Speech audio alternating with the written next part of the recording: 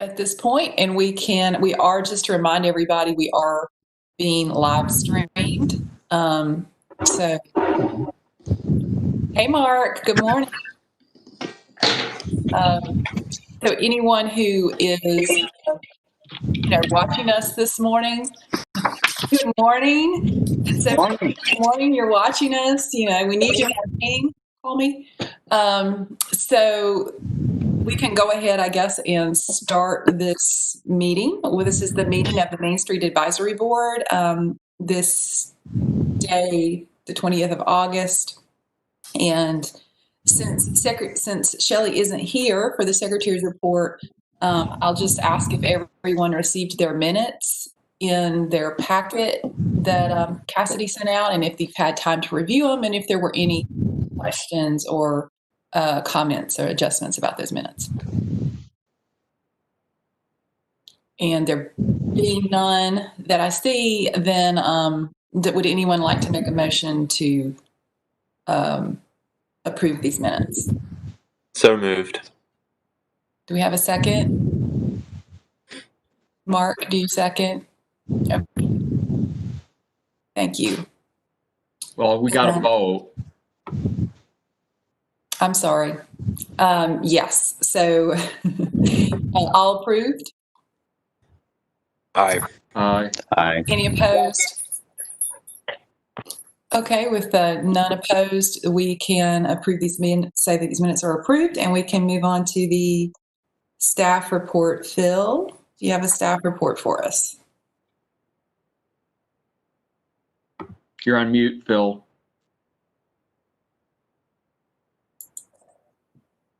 Actually, I was joking. I says, no, I'm going to let y'all off the hook today with no staff report. So, but good morning, everyone. It's been a busy few weeks since we last met. And let me just start off by saying downtown is looking really nice with the flowers, the flower bed. So I think we can get in a funk with all this COVID-19 and being cooped up in our houses. So if you have not been downtown, if you need some fresh air, get out, walk up and down, especially North Main Street is looking really nice. So the flower beds are looking really nice. So so if you get a chance, get out and take a look. So getting into my report, we recently had 2 ribbon cuttings. Bell and Twisted Sugar are now open. The ribbon cuttings were well attended. I know some of you were there, so things are looking nice with Jonathan's 2 buildings that sat vacant for a while. And so I'm not going to say if I've actually eaten any cookies or drank any sweet treats, but I said those 2 are nice additions to downtown. We do still have a few vacant buildings.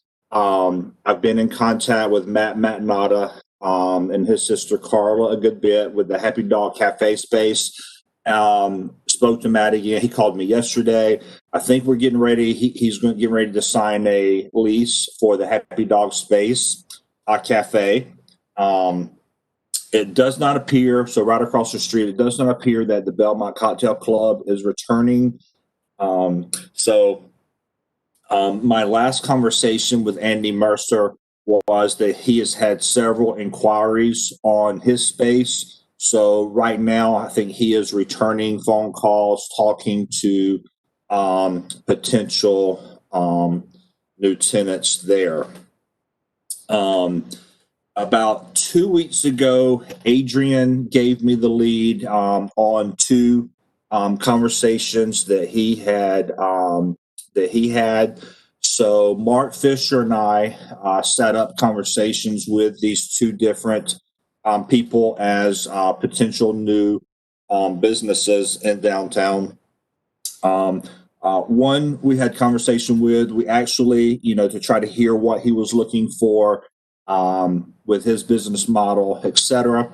We recommended him give Jonathan Taylor a call for the AT&T building that sits behind Bliss Gallery and Cherubs.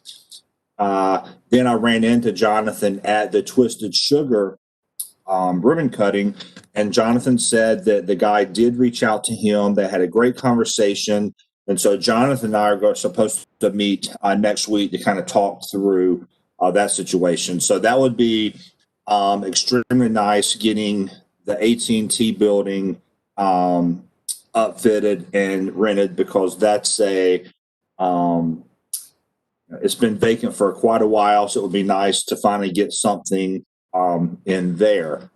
The most promising conversation that Mark and I had with a potential new business or really an expansion of an existing business is looking to purchase a building and would love to be in downtown. We mentioned to him the Iris Room, which is situated right next to Sammy's. And to me, this is kind of the big white elephant in downtown that needs some work, and it'd be really nice to get something in there. Well, this prospect, we gave him the name and number of the listing agent. That after our call, he immediately contacted the agent, went and visited the building. I've been in communication with him a few more times. He's went back and looked at the property several times and is kind of doing his due diligence, but is very interested in making an offer on the Iris Room and is very excited about that possibility. So stay tuned. Hopefully at our next meeting, I can provide you with more details, but that would be extremely nice for downtown.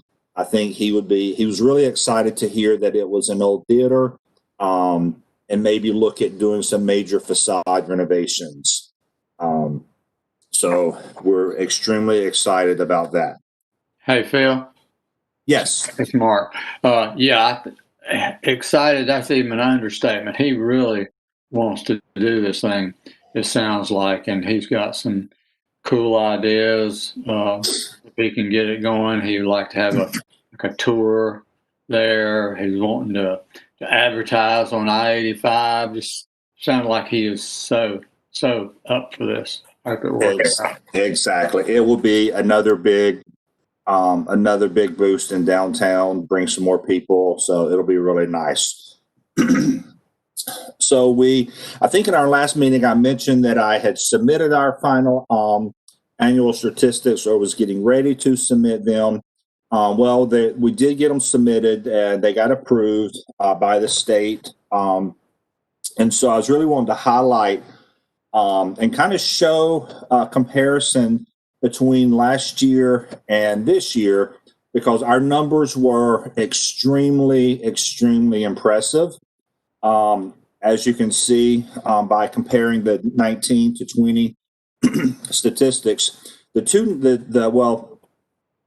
multiple numbers really jump out as far as the net new businesses and the net new jobs that we gained in 2020, and then also the private investment.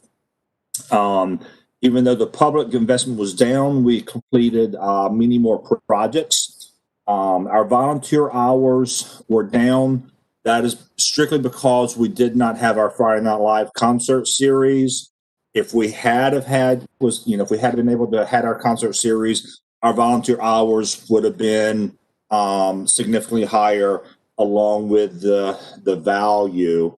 And so next on the agenda is talking about our directors meeting. Each year, Cassie and I participate in the directors and the Main Street staff. We do a 2.5-day, all-day training. And this year it was held virtually. So 2 weeks ago, we did those trainings. And Belmont, during the trainings, Liz, the state director, she called out specifically Belmont for, she called out 2 or 3 of the communities for the statistics. Belmont was called out because Belmont tied with Rocky Mount on the largest number of businesses, with 28 of the total 267 new businesses. And And so we had 10% of the new businesses statewide in Main Street communities. And so Belmont was also the single highest community with 188 of the 1,311 total Main Street and small town Main Street jobs. So we had 14.4% of the new jobs created statewide in Main Street communities. And so Liz was creating a statewide press release. And so yesterday or 2 days ago, she called me and asked me would I provide a quote because Belmont will be highlighted in her press release. So I created this quote, ran it by Jamie Campbell, our communications director. And so I really wanted to read this to you because often we get asked, did we really or directly recruit a business? Sometimes that's true, but with 28 business created, did we recruit every one of them? No. Did we indirectly recruit them?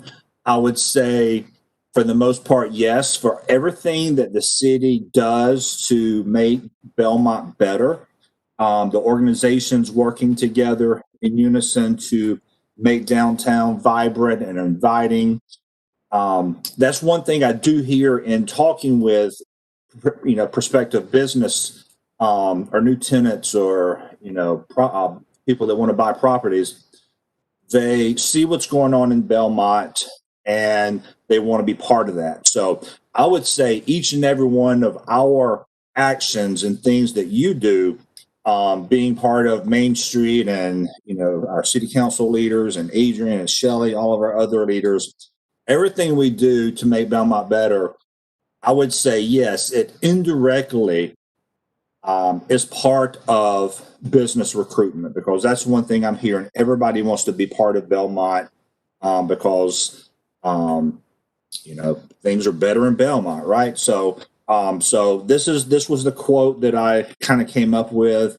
And so I just want to thank each and every one of you for doing your part in making Belmont what it is that is attracting so many businesses. And my computer is frozen now. Oh, there we go. So as you know, we recently participated in a branding exercise. Some of the tangibles from that will be a video that we've been working on, and that video will soon be released. It's a really cool video promoting Belmont and its new brand. Part of the tangibles will be new banners that we put up in downtown, and we are going with a slightly larger size banner than what we currently have. So these are pictures of two banners that were designed by Mosaic for us. That's part of our branding. Last week, I met with Jamie Campbell and I met with Mosaic, and they're going to design a couple of more banners for us. More specifically, they're going to design some kind of looking at our old banners, our district-specific banners. They're going to create new district banners, some fall, springtime, patriotic, and some Christmas banners so that they're all cohesive. Main Street Award nominations. At our last meeting, our last couple of meetings, and we've sent out an email that these will be, we can nominate 5 projects for a state award. I think we've all agreed that these will be our 5 nominations that we're currently working on and will be submitting.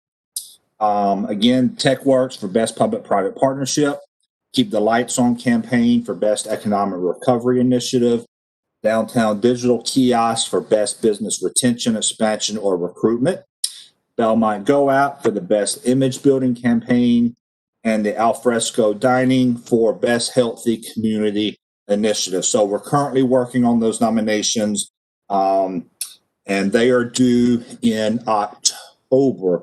So hopefully we will get those done. And I know last year Sister Nancy proofread some of the nominations. So if you're interested in, I know several of you are helping to write those nominations. If you're not a good writer, but you're a good proof or editor, let Angela or I know, and we can all kind of play our part in submitting the best nominations. Main Street Champions. Each community gets to put forth a nomination to the state for approval to be a Main Street champion. Some past champions were Steve Pepitone, John and Jennifer Church, and Angela Street. Main Street champions can be a person, an organization, an individual, husband and wife. Angela, feel free to chime in as well here. And so Main Street champions are those that go above and beyond on a regular basis to really put forth effort and really work hard to elevate a Main Street community. So our current nominees, these are some names that I've heard from each of you over the last couple of months as we've started talking about this. So our current nominees, and we can add if we need to, the Belmont Public Works, the guys for doing, their part in all of our events, helping keep the city clean, setting up, taking down. The Keep Belmont Beautiful Flower Power team, who works hard to keep our flower beds looking nice. Brad and Shannon Thomas, who always donate or participate in Christmas Village or whatever the city needs in event wise for tents or whatever, and they've recently moved to downtown Belmont. John Bailey, who owns Sammy's, for support. He's been a sponsor for some of our events in the past. Kevin Jonas, who owns Nellie's, for the Convoy of Hope and supporting the city in ways that he does. And then Elements Empowerment for, I guess in Delta, for her, the work that she does and her love of the city. So those are the nominees that we have. Are there any others that someone maybe had mentioned to me that I failed to put on the list? This is Angela. I didn't mention this before, but I had two more thoughts. And first of all, I would like to say that all of these nominees are deserving. Every single one of them makes such a difference to our downtown. I wasn't sure if it looks backwards or just current, but if it's like a whole encompassing of who has made a difference overall. I know we've got elements of empowerment, but Vince Hill in specific has a big impact on our downtown, as he was one of the driving forces behind the original Friday Night Lives. And is very involved in elements of empowerment. And June 19th, one of the few events that was able to happen, made that work this year, despite COVID. So I did want to just mention specifically. And another. Actually, Angela, can I jump in real quick? Now that you mentioned that, there is no running list of past champions. I was trying to go off of what I could see or find. But now that you mentioned Vince Hill, I'm pretty sure Vince Hill and Neil Brock were also Main Street champions. Great. Okay. I'm glad they were Yeah. recognized for Yeah, that. I am 99% sure now that you mentioned that they were Main Street champions years ago. So, Okay. Excellent. And once a champion, always a champion, right? So great. yes. Okay, very good. And I'll mention one other person. I know he probably would be the least likely person to want to receive the award, but I would like to mention it out loud that Ron Folk, beyond any service that he's given to the city through his leadership, is always volunteering for our Main Street. He's still out there right now and helping to do the park renovations and oversee that. You can find him over at Belmont Historical Society painting the outside of one of their buildings.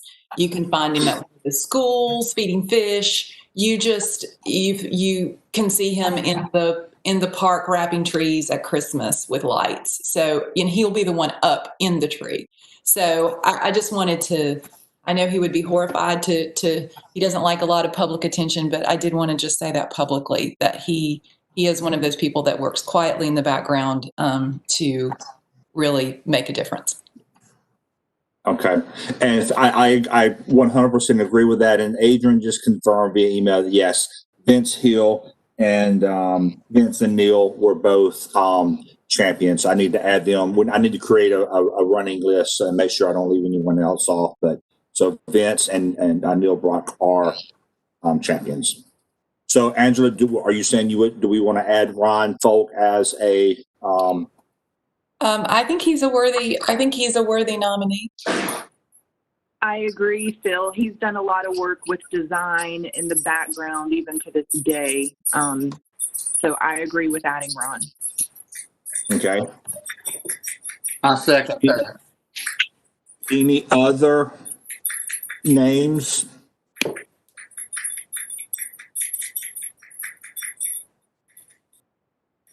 Okay, hearing none.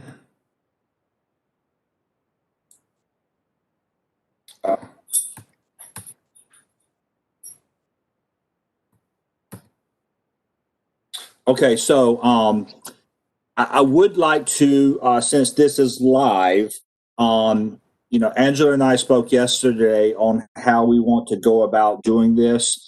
I think this is kind of off my head. It would be nice to maybe narrow this list down to maybe 3. We would like for each of you to vote, and we would like for that to be that vote to be cast privately, since we are being streamed live. We do not want to announce the winner yet, because we will have to write up a nomination, submit that nomination to the state for approval. Angela, does that sound okay? By maybe do we want to narrow this list down to 2 or 3, and then cast a vote by email or text message to you?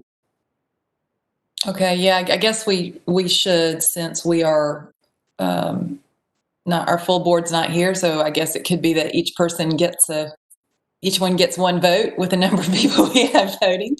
So that's probably necessary. I don't know. Or do you want to leave all? Was it 7 and 11 people vote on these 7? Or how would you like to handle this? Well, are we accepting votes of people who aren't here because we don't have our full board? I would say, I would say yes. So we would allow every board member a vote.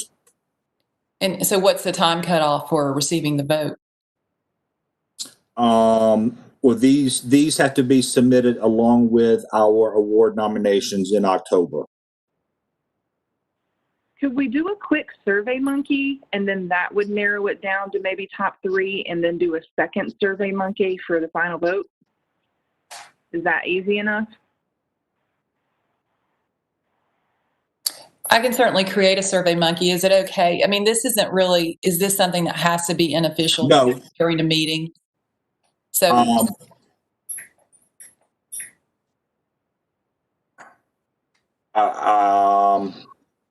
I wouldn't think so.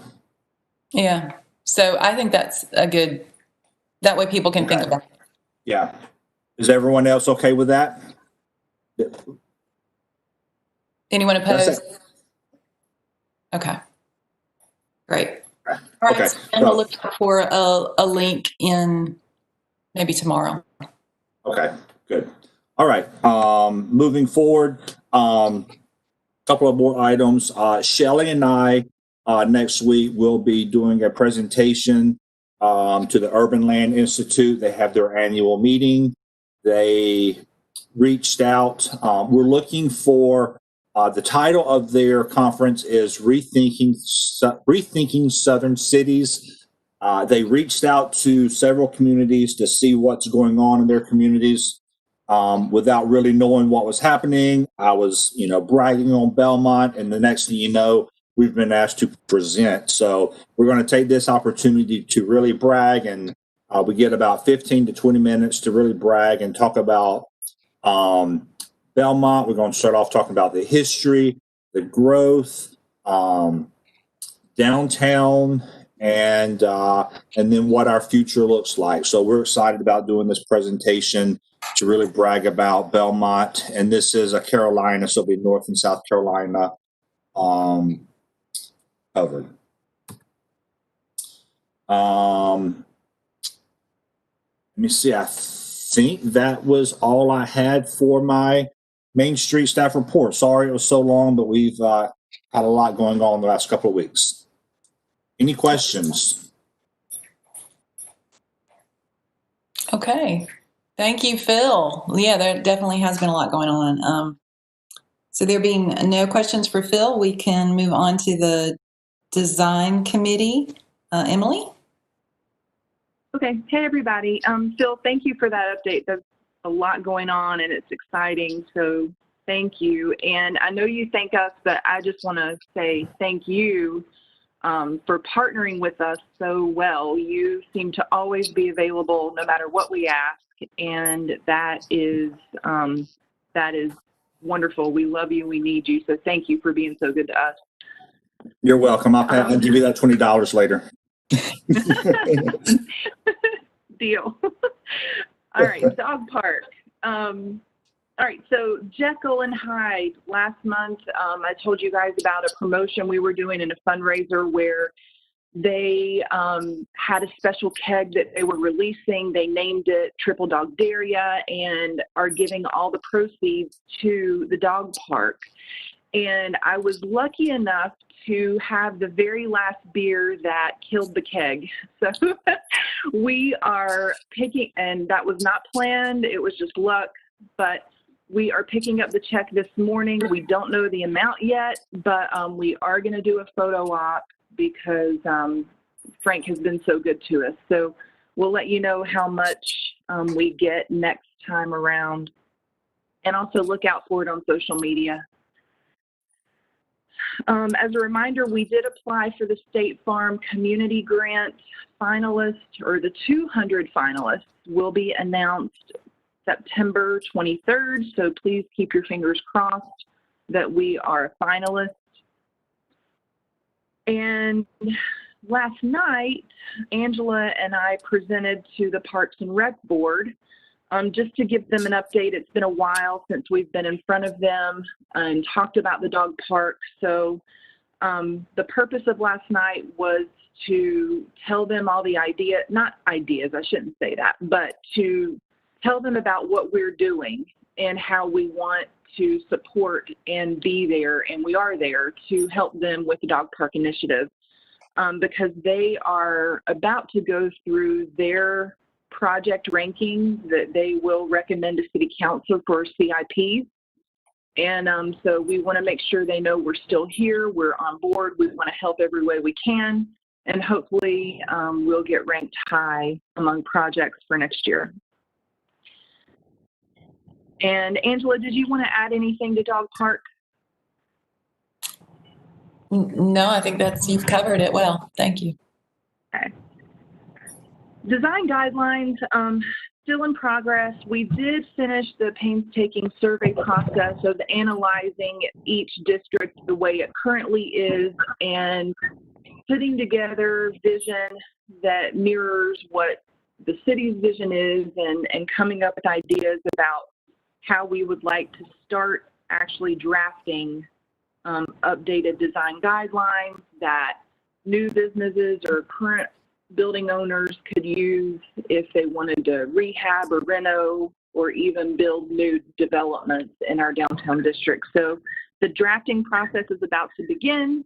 I'm excited we've made it this far. Other guidelines. So not on the agenda is facade enhancement grant. We do have, or we're finalizing the draft form of these revised guidelines for the facade enhancement grants, and we will present them next month to the design committee and then the board for approval and feedback. So that will be coming. We're also still awaiting response from KBN for their facade enhancement grant application. And Phil, is there any new news here? I know they were trying to get another quote for the application. Is there anything new other than that at this point? Yes, actually, I did talk to Kimberly last week because I constantly reminded them we're waiting on that last quote. There's been some movement with the building next to them, Dax Embroidery might be closing or being bought out, and so they're waiting to see if they can get that space. If not, they may move the cabinet portion of the business in the building that they bought on Airline Highway, which was their initial plan. And then they were going to renovate the building, live in top of the building, or they were going to do an addition on the top of the building and on Airline behind the Everyday Market. So they've been kind of back and forth as far as the direction they're going. She said their business has been doing extremely well. So they're kind of in a standstill right now to see if they're going to move forward with renovating the building on Airline to put the custom cabinet building in there, or if they can take over the lease on the building if DAC Embroidery sells and moves out. So they're kind of in a hold pattern right now. Gotcha. Thank you for that update. And I have been working with the Everyday Market. They're wanting to do a facade renovation as well. So we're working with them, and they're looking to be submitting something in the very near future as well. Excellent. Thank you. All right, moving on to public art. Can everyone please have a round of applause? We have been going through the process of getting approval from the DOT for a year now, if not more, for our box art wrap project. And we received final approval this week. So we are very excited about that, and we're setting up a meeting to remind ourselves what our next steps need to be to actually implement this artwork on our boxes around our downtown districts and towns. So yay. And Ron Folk was a big part of this project, just to plug his name. And again, he did a lot of work for this. So just an FYI. We also had our first request come in from social media from a local business owner, Doris Lavecchia, which is, a great way to communicate. We've just never had it happen before from a business reaching out to us. So Dolores Lavecchia reached out asking us for artists that could do mural. And Phil, I need to catch up with you on the response to her so we can do that later on. But that was exciting to see another avenue of business owners reaching out to us. Also, the developer of the office space behind Garibaldi has reached out to us as well, asking us for ideas for public art between his building and Garibaldi. So we've got some good ideas. We want to sharpen our pencils a little more around those ideas before we go back. But that's something exciting too, another developer wanting help from our team. And I think that's it for public art. Kiosk. All right, we have been talking about paid advertising opportunities on the kiosk for a while that would help with funding the maintenance, future functionality, and maybe even future kiosks to support the city in those expenses. So what you've noticed today is with the agendas, you were given a few things to review. It has gone through the design committee. They gave their thumbs up. So we are asking you guys to give your thumbs up today. Angela is going to cover that, I believe, on the DBDA portion of the meeting, not the Main Street. But we're very excited to get to this point. Well, first of all, priority for the paid advertising spaces is going to go to our downtown district businesses. They're going to be offered first. We want to hold a meeting with them to introduce this opportunity and answer any questions they have. And then we could begin the sign-up process with those businesses that reside within the downtown district. If all of the paid advertising spaces do not get taken by downtown district businesses, we would then open up the available space that was left to other businesses in Belmont outside of the downtown district. So that's our thought behind how the paid advertising would be offered. We also, so after today, if we get approval from this board, we want to be able to present this to City Council next month so that we can begin paid advertising as early as October 1st with our businesses. So that's what we're looking to do. I hope you were able to take some time to look at the attachments with the agenda. And Angela, is there anything else on the Main Street side of things that we need to talk about, or is the rest of it on the DBDA side? I can cover the rest of it on the DBDA side and take questions at that point. Okay, thank you. Trains on Main, a quick update.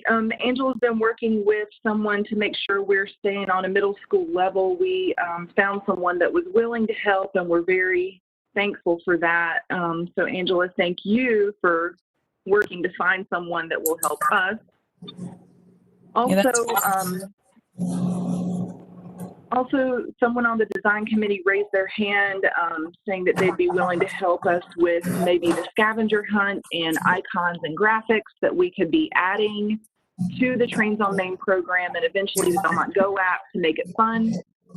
So that is still in progress. We're working to set up another meeting with Jamie Campbell next week. And can I jump in, Emily? Yep. So several weeks back, Jamie and I walked around Main Street to try to pinpoint the exact locations. We've been talking to property owners, seeking approval. We got another approval yesterday. Jamie is working with one of our public works guys to get those installed. So I think we have, one more approval to get. And then so hopefully we can try to get that in the next day or so, or over the next week, so we can go ahead. We're trying to get all final approvals, and then we'll get them installed. So hopefully that'll take place very, very soon. Excellent. Thank you, Phil. And that's all I have for today. Are there any questions other than Kiosk? We're going to hold Kiosk questions until the DBDA portion. Okay. Thank you all. Thank you, Emily. Fun stuff, exciting things. Thanks for sharing and for all you do. The next up was our Economic Vitality Committee, Mark Fisher. Oh, Mark, you're still on mute. Okay, thank you.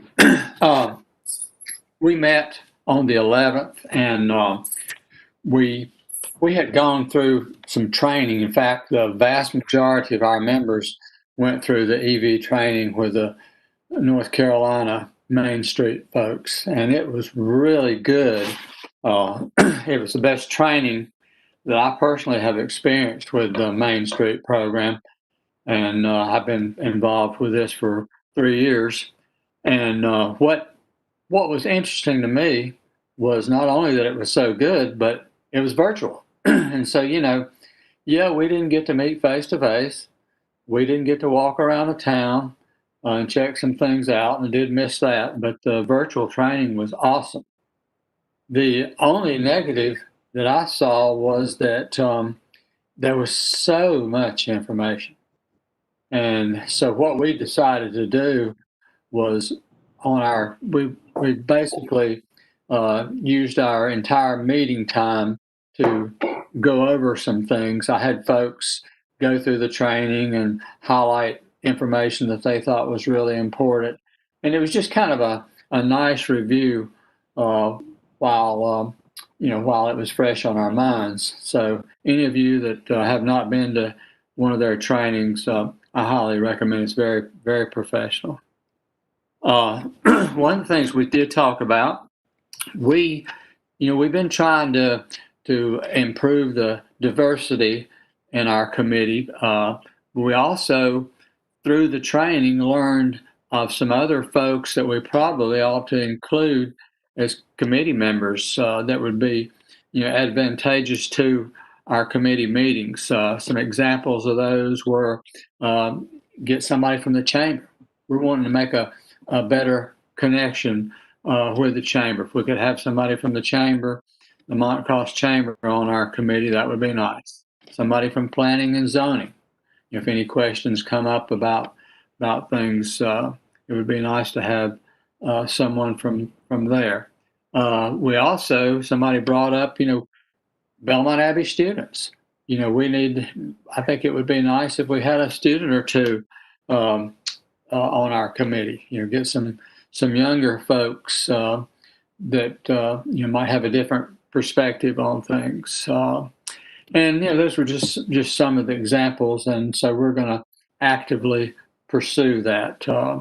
Hopefully, we'll be able to continue with our internship with Belmont Abbey, and maybe we can even get one of those. We had, as we've mentioned before, 2 really awesome interns this past year, and unfortunately, COVID kind of cut things short. But the ones we had, we were, I think, all very impressed with those guys and girls.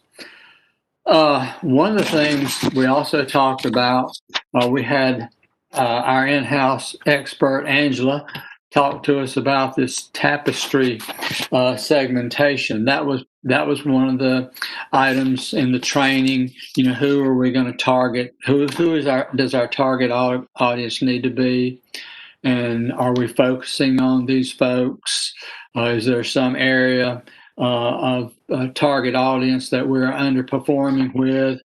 And of course, Angela talked to us about the Tapestry example, the Mosaic, and the importance of branding. So, we felt like that is something that our committee can also be a part of it.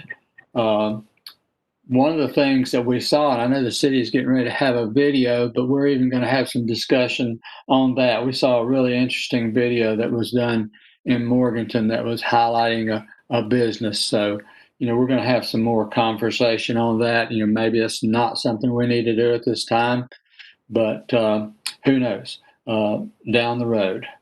One of the things that I'm most proud of, and I have to give Al, I don't know if we've talked about Al, who is always, Al Walls, who I'm talking about, who is always doing the minutes for our committee. But Al has pretty much single-handedly worked on an property inventory He even had an intern, I believe it was a high school student, help him with that.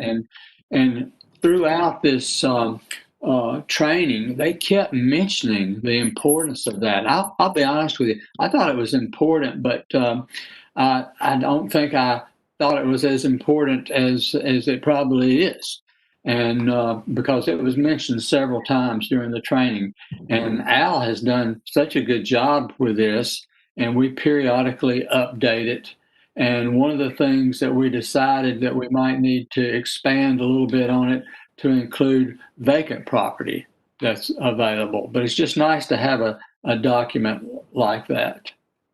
I ask our committee members to list 2 to 3 items that we probably should be focusing on right at this time. Sometimes we do get a little overwhelmed with everything that's going on. Emily, here in your design report, I see all the things that you guys are doing, and I'm impressed with that. But I'm also thinking, wow, that's a lot of things to work on. And so some of our members felt like maybe we need to, for right now, really focus on 2 to 3 items. So I've asked them to give me some suggestions, and we're going to discuss this as part of our next meeting. But all in all, it was a good meeting. We were privileged to have Councilman Mark Seelinger in that meeting. And Mark, if you got anything to add to it, speak now, forever hold your peace. Well, I just echo a lot of what you said. I didn't actually attend the EV training, but just listening to everybody talk about it, definitely sounds like it was very useful and helpful. And I did read through all of the slides and stuff that you had sent over to me, and it was definitely very comprehensive. Like, there was a lot in there. Yeah. And I thought some of the gapping analysis that they did around, like, who are your target customers, which customers are you not reaching that you should be reaching, and then doing the same thing with the businesses was really interesting. So they're doing a lot of good things on EV. So definitely looking forward to doing a lot more with them. Thank you. Sound good. Yeah, I agree with you. I think that we can probably do some of that cross networking that you talked about, Angela, with this Tapestry information and Mosaic. I'm looking forward to learning more about that. Any questions? Mark, you mentioned wanting to add like Belmont Abbey students to your committee. Yeah. Rotary International, we have a presence at Belmont Abbey in the form of what's called Rotaract, which is college age students that are able to kind of be involved with Rotary in an aversion. They're very involved students, and part of their mission is like being part of the community and community input. I think that would be a great place to start. Their faculty advisor is Debbie Windley, who also teaches there. So I think she would be a great resource to reach out to and see if that would be available. If any of them, I think there's like 40 members or something, and just being able to offer, I think that would be a great first place to start. Okay, good. Yeah, I know Debbie. I'll reach out to her. Thanks. Appreciate that. Yeah, absolutely. That's all I have. And Mark, I think you also had a note of do you have a meeting date change as well? Yes, we do. We're meeting on the 15th. I'm going to be out of town, and so we're going to meet on the 15th of September. So that'll just be for September. Yes, just for September. We normally meet the second Tuesday. Thank you. Thank you. Any questions for Mark? Further questions? Thank you, Mark. You have a great committee as well. Just love all the ideas, and everyone works together so well. So thank you. Moving on to promotions committee. I know Nancy had notified us that she was going to be out. So we're going to step in for her and what was mentioned at the promotion. Yes, Sister Nancy is getting a well-deserved vacation, so we hope she's getting some good rest. So the promotions committee met and talked about several items that are coming up. We have the Thursday night pops, which is the smaller music events that we started last year. Those start September the 17th and the 24th. So those are the last two Thursdays of September, and then October the 1st and the 8th. And we are getting ready to, especially with Barnum coming up, we know that we're going to have limitations on the size of a crowd. So we're getting ready to, Cassie and I are getting ready to really focus on the grassy hill in front of the amphitheater.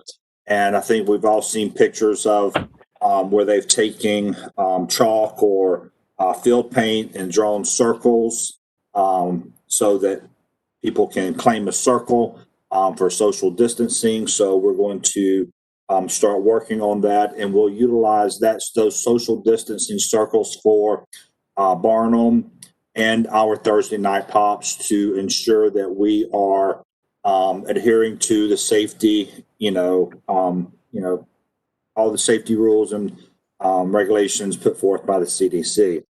The Mosaic Report. So Mark already mentioned the Tapestry Segmentation Report. Let me say that was a great report that the city received as part of the branding exercise that we went through. So I think each of our committees can really benefit by utilizing that report. And we've even talked about doing putting together a presentation for our downtown businesses. So to try to also educate them on the different, ways that they should really be reaching their target audience to make sure they're not missing out on ways to promote their downtown business. So yeah, we're getting the really pretty branding, information materials from the Mosaic, but that report can really bode the city well if we really use it. And so I'm really excited to see how each of our committees are really reading and utilizing that report, because that's some good stuff that we really should maximize. BooFest with the crowd sizes. We've had a lot of conversation around BooFest and what that might look like. At this point, we're thinking, and I know that we talked about Christmas Village a little bit last meeting, and so we've spent a lot of time talking about BooFest and Christmas Village and what does a scaled version look like, if anything. And so what we're thinking about with BooFest is not being able to really have the traditional events like we've done in the past. And I know this is an ongoing conversation between all of the Main Street managers and directors around the state through our email network. Most communities around the state have canceled all of their Halloween and Christmas events. So Cassie and I have talked about doing maybe a movie in the park, doing Hocus Pocus, of a very child-friendly movie, so we can utilize our social distancing circles and maybe a costume contest there. So we feel like our traditional BooFest and Christmas Village will not necessarily take place as it has in the past. And as far as a little more about Christmas Village, I know last meeting we talked about how much money we spent. We currently do not have. I know last year we spent upwards of $25,000, and that was for the ice skating rink and all the other rides and the trains and for the children. Of that $25,000, 5 would have come from the city. 10,000 would have come from a grant that we received from Caramont Health. 5,000 would have come from the DBDA, and then sponsorships would have made up the rest. So of that money, the only money that we really have nothing in our pockets right now. So depending on what we come up with, we could put forth a request to the city for the 5,000 if we actually do something with that money. I've put in a call to an email and a call to Bree to set up a meeting. Bree's our contact with Caramont Health. I do not feel like we will spend $10,000 of the Caramont grant on Christmas Village. And in my email to Bree, and that was how we actually wrote the grant for Christmas Village. My conversations with Bree is that they're very flexible how we utilize that money, but we would just have to update our grant application. So I want to have a conversation with Bree about maybe spreading that money out and utilizing some of that sponsorship money for some other events so that we don't lose out on that money.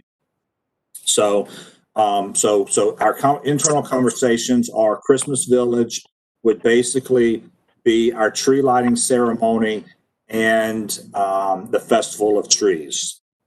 And so we're working on those details, and but we're open for suggestions or recommendations on if you have an idea on what a scaled back version of something to do in Christmas would look like. We're open for suggestions. Our promotions committee talked about doing a scavenger hunt during the Festival of Trees as another means to get people into downtown to shop and to see all the lights and the Christmas trees to kind of bring forth some Christmas spirit. So that is the promotions report that was discussed. And so are there any questions about BooFest or specifically Christmas Village?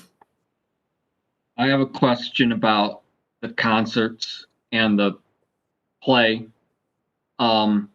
Is that in any way contingent upon moving out of phase 2 on September 11th? We have had those conversations. We have we booked the license for doing the play, doing a dress rehearsal on Thursday night and doing the production on Friday night and Saturday night. So we have talked about if we do not move out of phase 2, we will be limited to a gathering of 25 or less. So yes, we have talked about that. Cassie and I have had those conversations and mentioned to Shane that we may want to treat the so the Thursday night Barnum will be a dress rehearsal. So it will be the full show. So we've actually talked about maybe utilizing that, having our circles, and then actually it'd be first come, first serve, limit the number of people that actually rope off. We talked about roping off the area up the hill, having our circles, and only allowing the maximum size crowd in, whether it's 25, 50, or 100. So yes, we have talked about that. All right. I don't know, because we've never done a play before. I know we had done the concerts last fall. Right. And I didn't think there was any issue with social distancing even then. I don't know. I find the circles a bit too dystopian, but what do I know?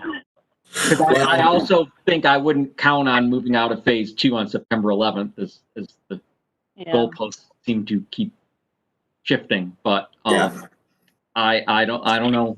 I don't know what's going to happen, but I just I share that concern, Jim, and I'm extremely concerned, and do not want to do anything to jeopardize anyone's health, and it looked bad on the city. So yeah, we have had those, we're had those conversations and planning on, how we can still move forward, even if it's 25 people in the crowd. But what we've also, we asked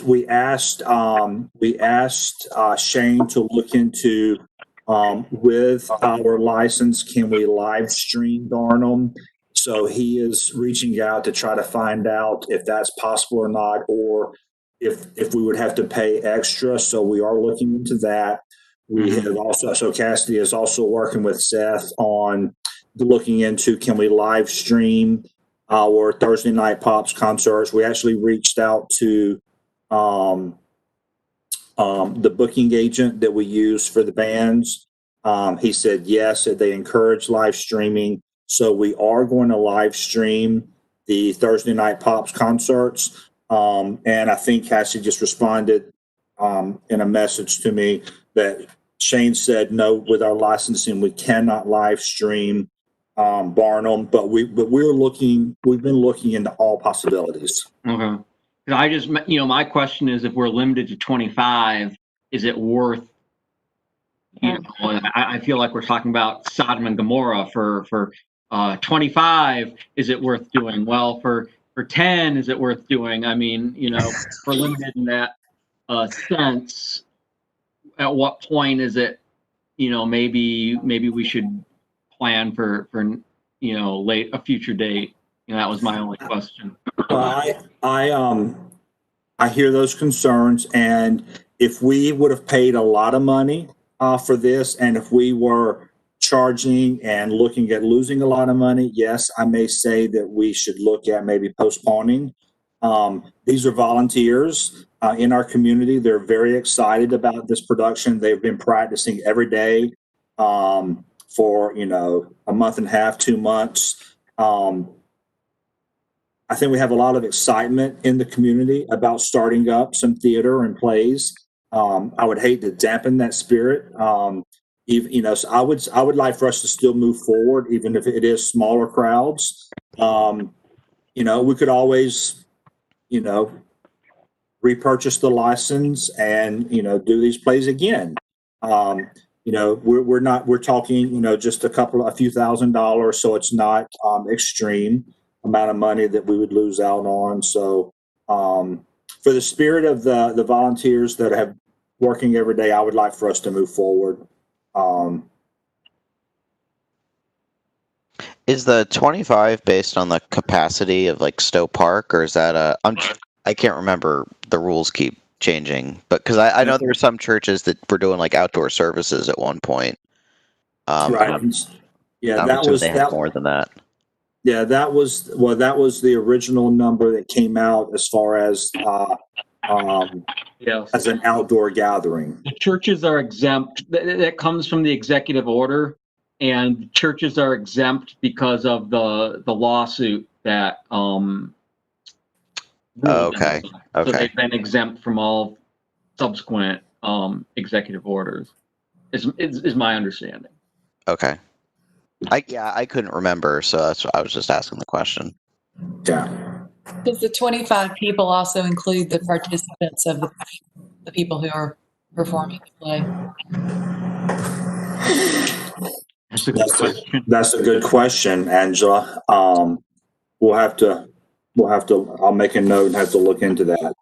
I remember with council meetings, we were like, well, there's no point to doing it because if the limit's like 10 people, when you've got 5 council members, the mayor, the city manager, and the city attorney, and the city clerk, we can bring in one person at a time maybe to do something. So I sort of thought we were counted when it came to indoors, at least. So I don't know. That's an interesting question. And there may be like if they're physically separated off and, with enough distance, it may be counted a separate group, because I know in downtown with Alfresco, you were counting each table as a separate group. So that might just be something to. Yeah, let us take a look at that, because the executive order also exempts government meetings. And so I don't know if the city putting on a play is considered a government meeting or a government activity. But Well, let us just review invite that 3 and see. council members and the mayor. Yeah, we could just have a quick little, brief there on the stage beforehand. I issue a proclamation declaring today Barnum Day in the city of Belmont. All those in favor? Meeting adjourned. I say we reserve some circles up front for our city council members to have a quick meeting. Well, let us take a look at it. Because, I mean, I would assume that if it's outside and you've got the circles and you've got social distancing, I mean, that's about as safe as you can get. Yeah. But we'll take a look at that and see if we can make sure we can put it on. I know we'll do the right thing. Whatever. Of course we will. Good question. So yeah, we'll start looking into some of those questions. Thank you. Any other questions for promotions?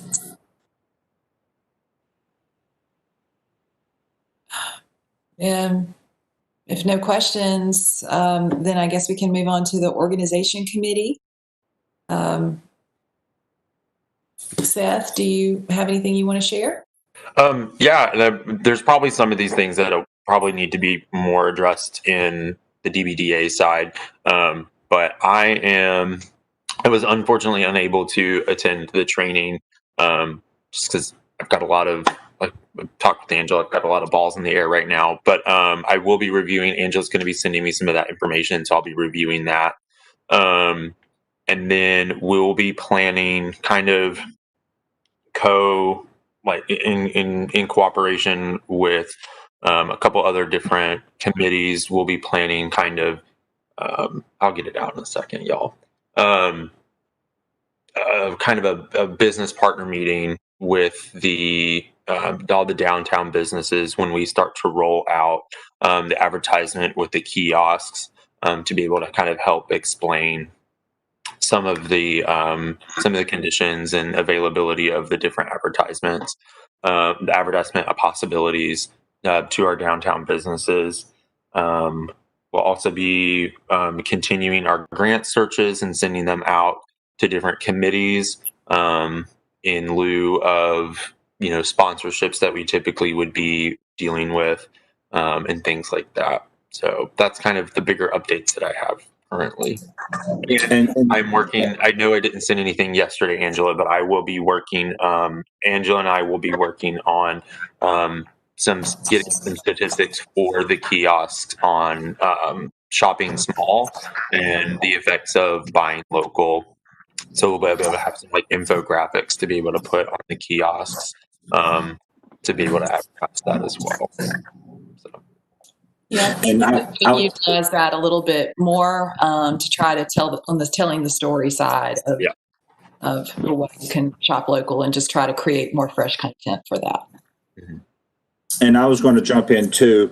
The city recently signed an agreement with Montcross Chamber to allow them to lease part of the City Hall building. As part of that agreement, I think it was 10 hours, Adrian, is that correct? Montcross Chamber is to provide 10 hours of work collaboration with us, our Main Street program, and our downtown businesses. And so I have had a conversation with Julie, telling her about our 4 committees, talking about how that would be a great start as far as getting them involved with our committees and having that collaboration. And actually, Julie and I had a follow-up conversation the other day, and it was just really good conversation. So we're really excited about the partnership with Montcross, and I think it's going to benefit us and them. And so we do look forward to them being part of some of our committees. That's wonderful. Good question. Where do we stand on the expansion of the Main Street district to potentially include the soon-to-be vacated middle school site? Yeah, so we a couple weeks ago, probably longer than that now, it doesn't seem that long ago, but we had a discussion with the director of North Carolina Main Street programs. And in that conversation, we kind of got some direction on that. The bigger first step is, and I'll be following up with you, Phil, just kind of set a date with the organization committee. Our first step is kind of to walk the area that we plan on expanding, and just kind of brainstorming on that and just making sure that it makes sense, in all that area and that zoning, and then we'll follow up with that, with the director of the Main Street program, and make our recommendations from there. Sounds good. That's but just being able to walk it and doing that is our next actionable step.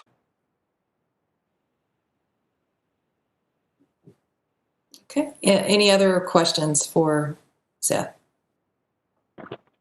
or Phil?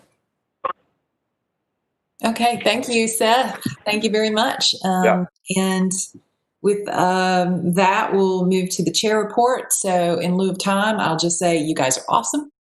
Thank you. And any other new business? No new business. We can, do we have a motion to adjourn the Main Street meeting? So moved. So moved. Liz? I'm sitting here in the parking lot. Hey, Liz. Glad you could join us. So that's a motion by Jim and a second by Liz. Sure. Okay, great. All in favor? Aye. Okay. Aye. So this motion has been passed to adjourn the meeting of Main Street Board, and we'll switch over for our DBDA. Angela, I've got to sign off. I've got a 9 o'clock safety meeting. Okay. Thank you. Thank you. Thanks for what y'all are doing. You got 17 minutes. See y'all later. Bye. All right. Thanks, Adrian. Adrian. Yep. All right. Cassidy, you going to tell us when we're ready to go? Yes, you're good to go. Oh, okay, awesome. So we'll call to order the Downtown Belmont Development Association meeting this 20th of August. And Shelley is not with us, so I'll go ahead and just step up for the secretary report. I think everyone should have been sent in a packet. Have you all had time to review this? Do you have any questions or comments about the minutes? We will give them at this time. Okay, and there being no questions or comments, do we have a motion to approve the minutes? I will move to approve the minutes. Thank you, Jim. Have a second.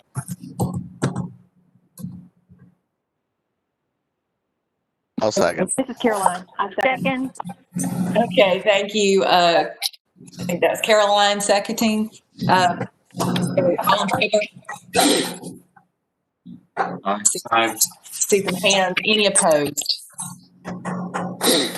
Okay, thank you. This motion has passed, and we will go quickly to our staff report. Phil. And this will be much quicker. I think I have 2 slides, so don't sweat it. DBDA taxes. Let me give you a quick update on our taxes. Last year, we kind of discovered that taxes had not been submitted. I was going to say in a timely manner, basically at all. The last year, we realized when I started digging through the fiscal year 15-16 taxes were submitted. When I was working with getting the taxes together, Rod Scott does our taxes for us.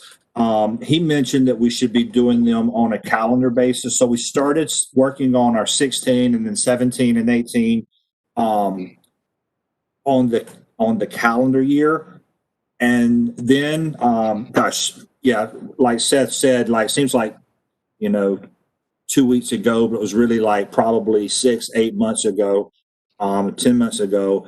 Mark Fisher and I sat down with Rod to really, we'd had multiple conversations. And then one day, Mark and I had a meeting with Rod to really get a better understanding and better grip on our taxes.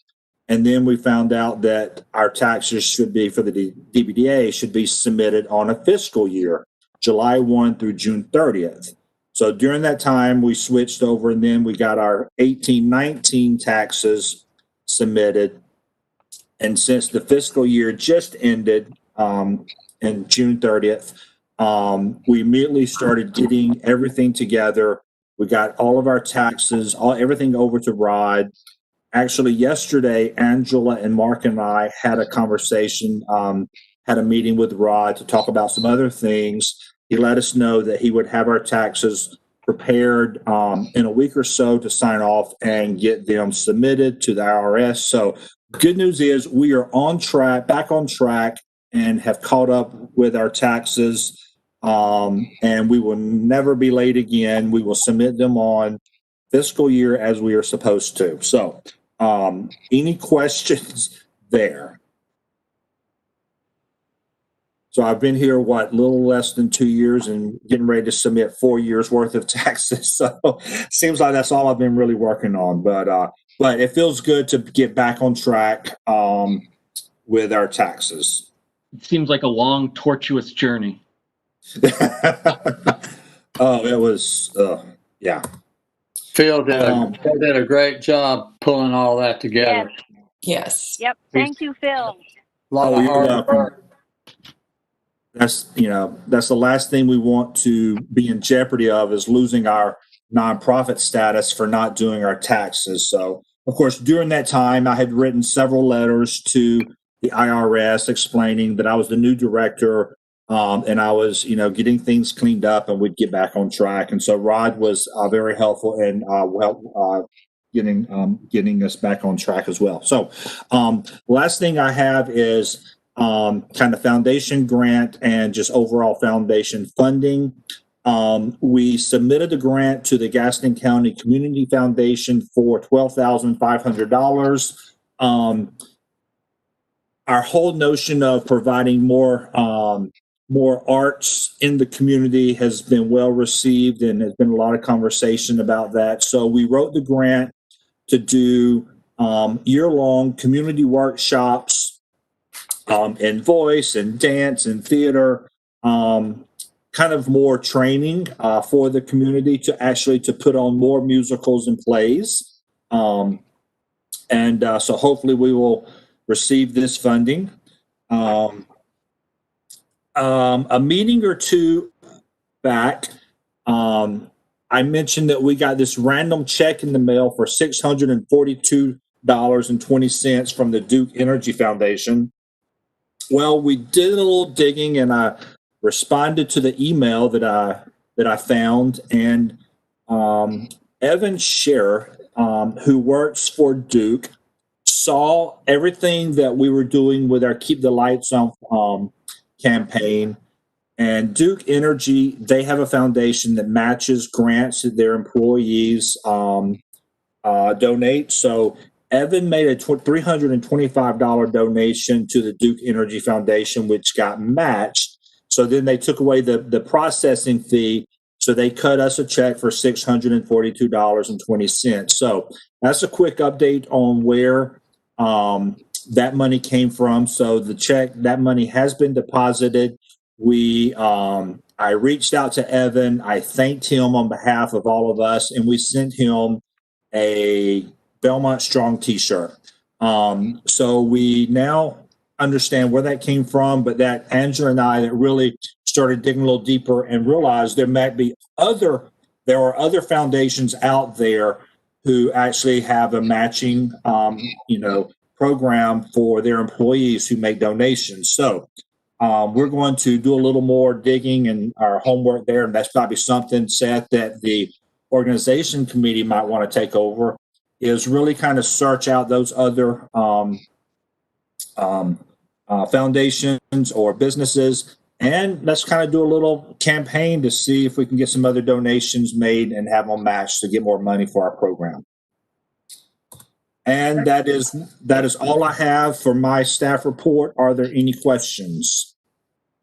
I'll just say I think that's I think that's really a great idea. There are probably a lot of people who work for some of these larger corporations that may not even be aware that the corporations have a matching grant. I think we could work with our promotions committee to promote some of that, and work with organization committee, if you feel so, Seth, to reach out directly to organizations. I think there's a lot of coordination around that can be a benefit. And thank you, Evan Shearer, for doing that. That's awesome. Yeah, and it might be just a matter of kind of getting the DBDA on the radar for some of those foundations as well. Now that they're seeing some of the great work that we're doing in the community, so they may have a list that they provide their employees as far as the nonprofit organizations that they can make donations to. So, very true. Good opportunities, I think, to explore. Yes. Great. Well, thank you so much, Phil. Mark, do you have a treasurer's report for us? Yes, I do. It's not much of one. Not a whole lot of activity going on in this reporting period. Our current checkbook balance is $23,124.78. The outstanding deposit is still $7,444.53, which is still located in our PayPal account. Phil was finally able to get up with the SunTrust branch manager. I'm sure that most of you probably know that SunTrust and BB&T merged, and I think that's caused some problems getting certain things accomplished. But anyway, so now, as of yesterday, our online access is working again with that account. He did try linking the bank account with PayPal, but it would not connect with SunTrust. And Phil's going to continue working on this connection to transfer money into that account. That's why that money is still hanging out there. And so, Mark, can I jump in real quick? I tried several times yesterday and even last night. For some reason, I don't know if it's because of the merger. When you try to connect your bank to PayPal, it has a list of all banks. And when I click on SunTrust, it says can't connect to SunTrust at this time. So I tried connecting to BB&T. It allows you, and other banks, it does allow you to connect to other banks. I even tried to put in our account information through the BB&T bank system, and it would not allow me to do that. So I don't know if they've cut off SunTrust or not. So I'm going to have a conversation with Ramona, the branch manager, and let her. I met with her yesterday. Finally, was able to, and told her what we were trying to do. So I don't know. I'll keep everyone updated. So that's why it's not connecting to SunTrust. I don't know if there's an option for Truist. Isn't that what they? Yeah, no, there was an option for Truist, and I tried that one as well. It's not. I can't imagine that they've merged systems yet. That would be. I haven't done this in a while, but I know that PayPal used to have an option to where you could get the check mailed. And I even tried that, Mark. I tried just to get a check, but it kept pushing me to connect to the bank. Oh. So okay. I was actually going to just get a check cut, but even when I try that option, it still tries to connect me to the bank first because there's no bank associated with the account yet. Oh. Huh. Based on what you talked about yesterday, Phil, with them still trying to determine which banks are going to be shut down and which ones are going to be open, I imagine there's a lot of stuff in limbo. Yeah. So I know that the city has an account with Wells Fargo. So maybe I'll have a conversation with Michelle, our finance director, to see maybe we connect our city account. I don't know. Maybe I don't know. But right now, yeah, that money is still just kind of being held up. It's been held hostage in PayPal. So, but I'll continue to work on that because that's $7,400. So. Well, at this point, it sounds like maybe contacting PayPal support to just tell them that you have a bank account that you can't connect to might be to see, at this point you have the account. It's just a matter of their service connecting to your bank. You have the account number, you have everything. So, and I'm smiling because please know I've tried calling PayPal multiple times, and they have a recording due to COVID, staff, working from home, blah blah blah, and I'm on hold for a while, and then eventually clicks. So I have tried. Yeah. Crazy. So, okay. But I will continue to try to get a hold of our money. Maybe something, is there at least an address? Maybe something in writing, certified mail would get attention. I'll look. I'll look. All right. Well, thank you. Any questions for Mark or any questions in regards to the treasurer's report? Okay. With no further questions there, I'll open it up. Did any of the committees have any further reports that on the DBDA side? And with nothing there, I will move it on to the chair report. Kiosk advertising agreement. I sent you the email yesterday. You had the links, the website. There should have been 2 documents that you received through the links. There was also the website that explained the advertising opportunities, and then there was a price list that you could download from the website. In lieu of time, I will just, since all of you had it, I'll just ask, were there any questions about any of that? Because again, our goal is to get approval today. Mm-hmm. No questions? Great. Okay. Well, in that case, does anyone wish to make a motion for approval to put these documents forth to City Council? So moved. And do we have a second? Liz. Thank you, Liz. Do we have a second? Can I do it, Angela, since I'm the one involved heavily? Yeah, okay, I'll do it. Thank you, Emily. And all in favor? Aye. Thank you. Any opposed? Okay, great. So the motion has passed, and we'll be putting this forward to City Council. Bill, if you can put that on the agenda, we'd appreciate it. I can. And can I just jump in and say, Emily and Angela and everyone who's really been working on this for a while, thank you, thank you, thank you. We actually do have a couple of businesses that continuously ask, when can we help? When can we do some, some promotions? When can, we're eager to do that. So please know that we do have some businesses that know that we're working on this and are eager to do some promotions. And I would like to thank Emily and thank you, Jim, for looking over all of this document legally and our agreement in specific. I'd like to give a shout out to Michael Applegate for helping on the assess sort of how we would structure views and cost, and also to Sister Nancy as a representative on the board for downtown business and her input on what a small business might feel is fair at this time. So thank you to everybody, and to Emily for sure, and everyone, those that I may have not mentioned. So thank you. It looks amazing. It really is very, very nicely done, I have to say. There were a few hours put into it. Just. Yep, I know that. Well, great, everybody. Any other new or old business?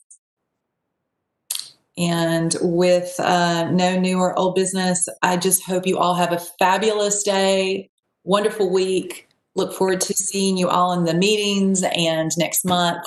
And thank you all. We have if nothing else, if we'll have a motion to adjourn. Nobody wants to leave? I move. Everybody likes your smiling face, Angela. We don't want to leave. I'll keep you all here together. I can do that. Do we have a second? I'll second. I second it. Okay, thank you all. Have a great Thanks, everyone. We got vote. We got to vote to adjourn. Oh, Jim, All in favor? thank you. What would I do? I'd be sitting. Otherwise, we'd be in session for like a month. Somebody, thank you, Jim. Do we have Keep them straight. Keep them straight, Jim. Keep them straight. all in favor? Aye. Aye. Any